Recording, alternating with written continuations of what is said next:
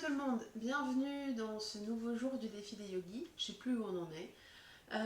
Je suis un peu paumée sur les jours, mais en tout cas aujourd'hui on se retrouve sur une posture qui comme ça a l'air facile, mais qui finalement demande énormément d'engagement. C'est la posture du bâton Dandasana. Dandasana, pour la faire, il va vous falloir principalement un mur, une brique si vous savez cambrer, ou un coussin en tout cas, pour venir ramener le bassin vers l'avant. Voilà, on se retrouve tout de suite pour la vidéo. Ensuite, on va venir travailler notre posture de Dandasana dans la version sans adaptation, ou en tout cas sans rien pour pouvoir modifier la posture.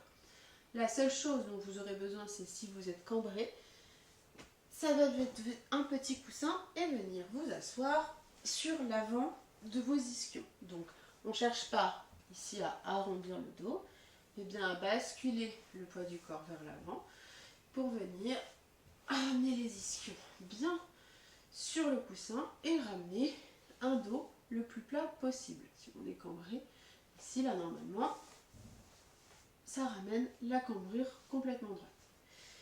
Pour les autres personnes, vous pouvez pratiquer avec le coussin et prendre ces indications-là, ou garder la posture, les ischions dans le sol. Je la montre comme ça tout le monde a les mêmes indications et les mêmes possibilités. Ok, depuis ici, on va venir ramener les pieds flex. Soit vous avez les gros doigts de pied en contact, si c'est à l'aise pour vous. Les talons sont bien collés en sol, on ne cherche pas à les lever, je cherche vraiment à ramener les orteils vers moi, mais pas à décoller les talons.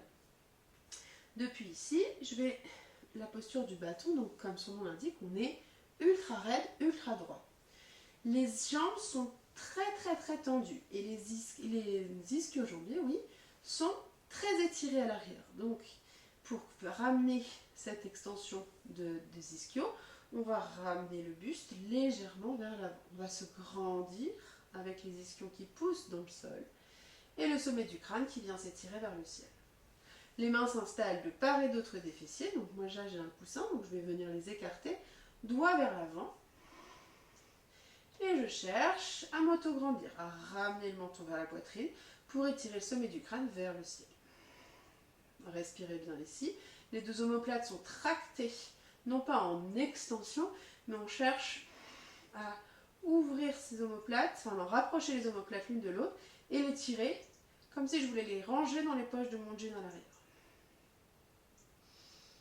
La flexion est dans les hanches, donc j'essaie comme si je voulais ramener le ventre vers mes cuisses.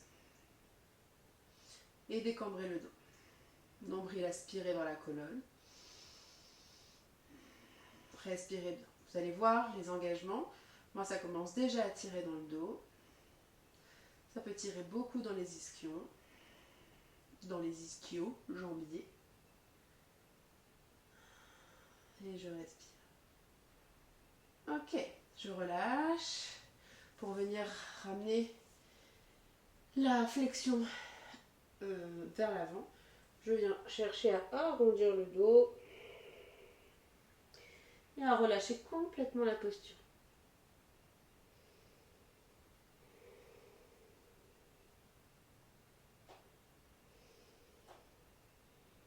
Ok, puis relâcher. Ok. Ici, je vous donne une autre technique. On va se mettre contre un mur et on va venir mettre son dos contre le mur.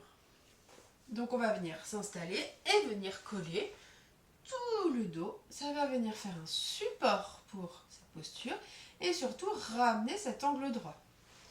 Donc bien les ischions. Si vous avez un coussin sous les fessiers, c'est pareil. Et puis ici, peut-être, les mains vont venir vraiment se poser de part et d'autre des fessiers. Et chercher à étirer le sommet du crâne vers le ciel, les épaules loin des oreilles. Et respirer. Ça soulage le dos. Et ça vient ramener de la longueur dans les ischio-jambiers.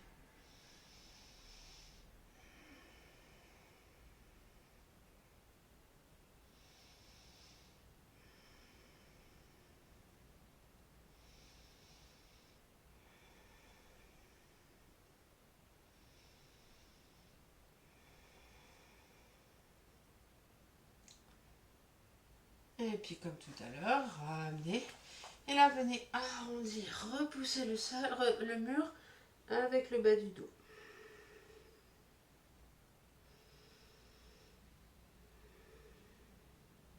Ok. On va refaire cette posture et on va venir engager le verrou de la gorge. C'est la posture la plus propice, en tout cas à mon sens, pour venir mettre un peu de rétention du souffle. Vous faites cette rétention du souffle évidemment si vous êtes en bonne santé et si vous n'avez pas des difficultés respiratoires et si vous n'êtes pas enceinte aussi. Je reste contre mon mur, je réinstalle ma posture et puis je vais légèrement me laisser inspirer. Et ici, je vais venir engager mon verrou au niveau du périnée. Donc je resserre mon périnée. La sangle abdominale qui s'aspire vers la colonne et le verrou qui ramène le menton vers la poitrine.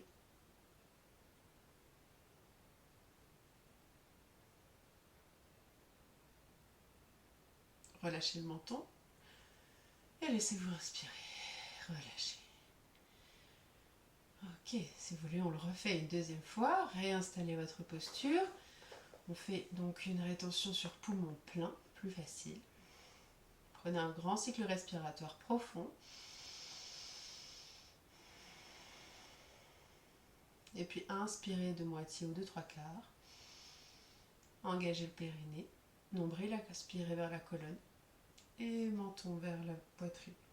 Montez la poitrine vers le menton descend vers la poitrine.